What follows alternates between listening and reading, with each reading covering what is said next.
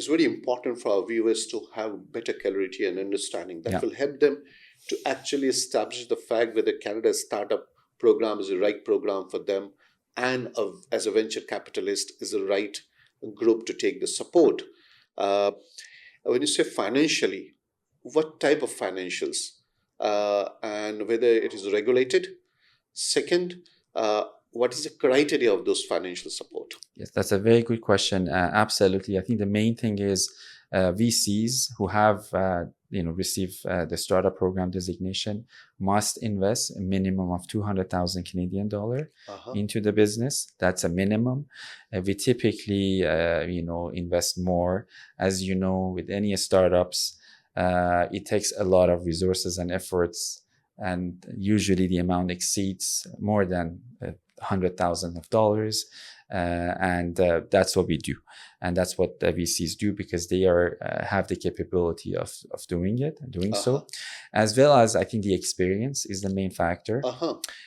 Because we have been dealing with a lot of support, like startup companies, and typically with any startup companies, with entrepreneurs, they might have the right idea, however they're not, because of many reasons, including financial reasons, they not be able to take it to the next steps more efficiently and smoothly, because as you know, there are many challenges that comes running a company, and obviously it's innovative startups would be I would say a more challenge typically compared to any other businesses.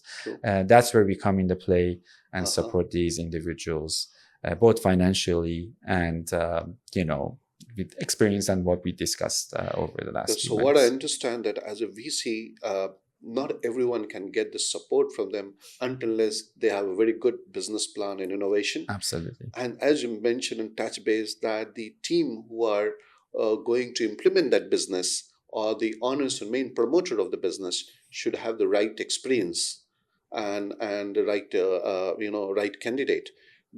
These combinations, not just these made, there could be many more, but these are the major conditions on the basis of which a VC would decide the funding of a project. Am I correct? Absolutely. As you mentioned it, we are not just supporting any innovative companies. We must do our due diligence. And we have a very thorough due diligence process that we put these individuals in it, and then based on obviously we have a very high standard, and then if they meet the criteria, if we think that the ideas, because one of the challenges that I have seen over the last few years is, for example, one idea might be great in countries like Dubai. However, when they move to Canada, that could be for whatever reason, not knowing the market.